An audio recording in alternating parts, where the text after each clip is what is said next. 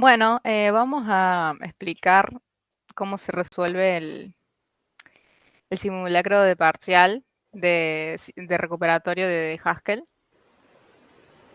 Bueno, la idea es que si pueden hacer esto, les tendría que ir bien en el parcial, porque son ejercicios que nos pasó el profe de, bueno, de tipo parcial.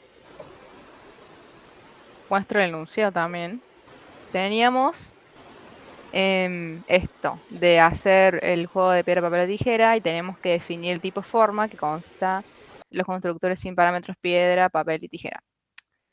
El tipo de forma no podía estar en la clase de Q, que quizás ahora no era muy relevante, pero en los otros ejercicios sí importa tenerlo en cuenta.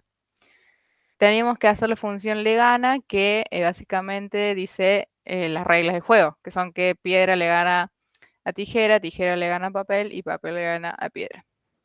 Esas son las únicas combinaciones que deberían devolver true. Y había una tablita acá que les mostraba todas las combinaciones. Por ejemplo, piedra y piedra tenía que dar false, pero significaba un empate. Pero bueno, esta tablita era como ilustradora nomás. No tenían que hacer la tablita, sino pensar de otra manera. Bueno, te voy a hacer un poco de zoom. Acá teníamos que hacer, bueno, declarar el tipo forma que tienen estos constructores. Una vez que hiciéramos eso, teníamos que hacer la función, que bueno, como dije, estas son las únicas combinaciones que tienen que dar true, son solamente 3. Entonces, directamente haces un caso donde no importa qué parámetros se le pasen en la función le gana, siempre de false, y listo. Bueno.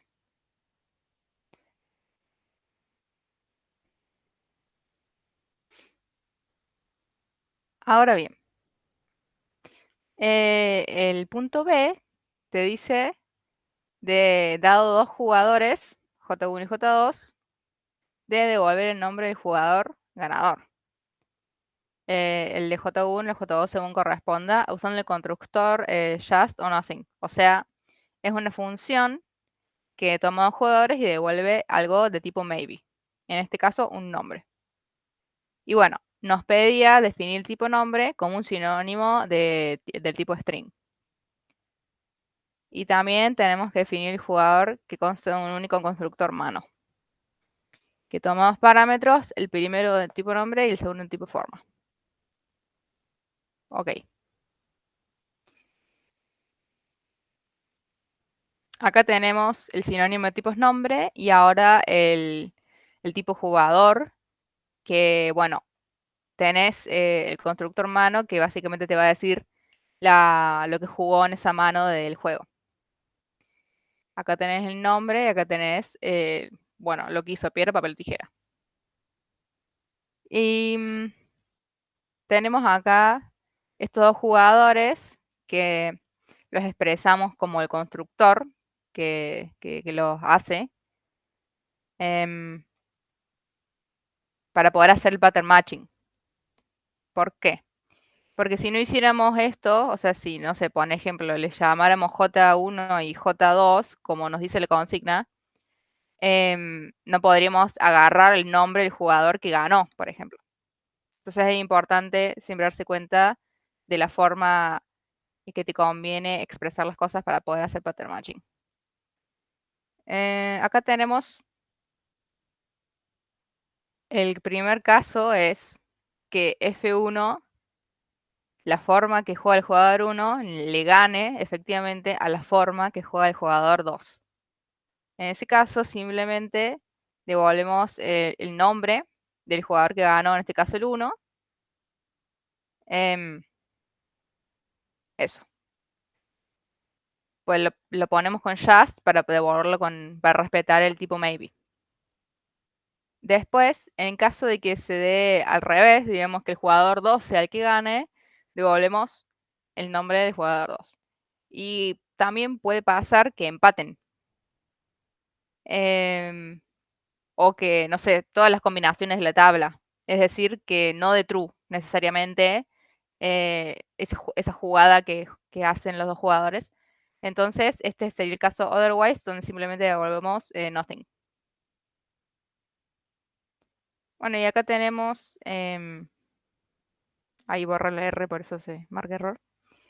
Acá tenemos un ejemplo que corrí, donde tenemos la jugadora Juana y el jugador Pedro, y bueno, Juana como juega tijera y Pedro juega como Juana juega piedra y Pedro juega tijera, Juana gana y efectivamente devolvía eso bien. Bueno, paso al ejercicio 2, que nos pide hacer una función, quién jugó, que toma una forma y una lista de jugadores, y hay que devolver el nombre de los que jugaron con esa forma. Y te pide hacer un ejemplo con al menos 3 jugadores. Eso es bastante común en los parciales. Es recomendable probar con listas grandes, por las dudas, y con ejemplos muy distintos entre sí. Quizás acá lo único que podés cambiar son las formas que juegan, pero en otros parciales hay veces que podés cambiar varios parámetros que toman Sí. los elementos. Una cosa para decirles también en general es como que no siempre se queden con el primer ejemplo que hagan, porque pasa muchas veces que vos haces un ejemplo y como que solamente anda por un caso y pensás que está bien, y si vos hubieras probado un poco más, te darías cuenta que capaz estaba mal. O sea, siempre Claro, prueben con más de un ejemplo. Aunque no lo pida el ejercicio, prueben con más de un ejemplo o van cambiando el orden de lo que están buscando, básicamente. O claro. sea, Probar varias eso. combinaciones.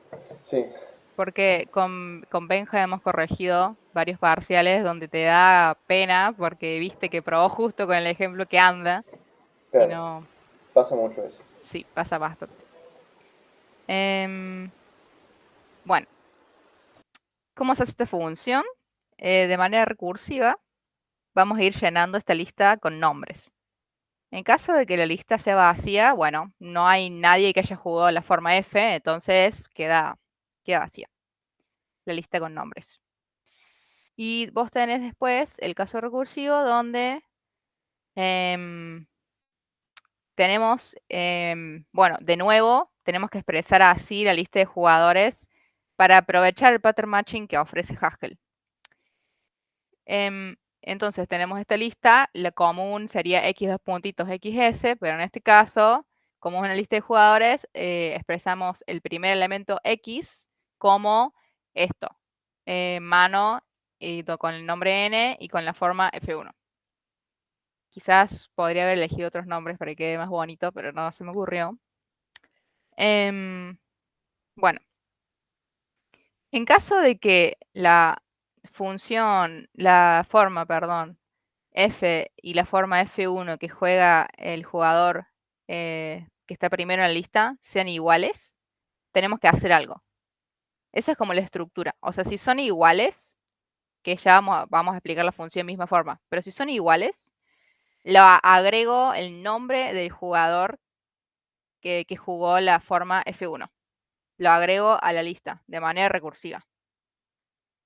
Y en caso de que no sean iguales, no lo tengo en cuenta. Total, no jugó la forma F, así que no me importa tenerlo en cuenta. Bueno, la función misma forma es bastante simple. Cubrís los 3 casos que van a dar true, que son, bueno, tijera, tijera, piedra, piedra, papel, papel. Y todas las otras combinaciones siempre te van a dar false. Entonces las pones acá, sí o sí. Muchas veces pasa que, o he visto varias veces, que escriben tipo en los casos que tienen que dar true y se olvidan el último caso que tiene que devolver false. Y eso te va a dar errores de non-exhaustive patterns. Y bueno, eso no está del todo mal porque va a andar para varios casos, pero no va a andar para todos. Entonces, esta línea acá, nunca hay que olvidársela. Bueno, ¿y por qué hago esta función con pattern matching así? Porque, como les había dicho antes, el ejercicio 1 te dice que no se puede poner el tipo forma en la clase de Q. Entonces, no podemos bueno, no podamos poner un deriving EQ en forma. Podríamos haber hecho también un instance EQ, si a alguien le resulta más cómodo hacer eso antes que, o le resulta más fácil pensarlo con un instance EQ, está bien, pero creo que esta forma te ahorra bastante trabajo y es más directa. Bueno, entonces, por ejemplo, acá tenemos un ejemplo que corrí de, yo pregunto, ¿quién jugó la forma piedra en esta lista de jugadores? Que tengo Juana que jugó piedra, Pedro que jugó tijera y María que jugó piedra. Em, bueno, efectivamente acá me da la primera jugadora Juana y la última María.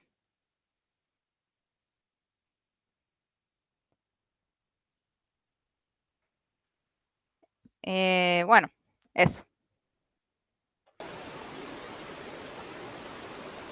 Eso es todo. eso es todo, sí. Eh, sí, bueno.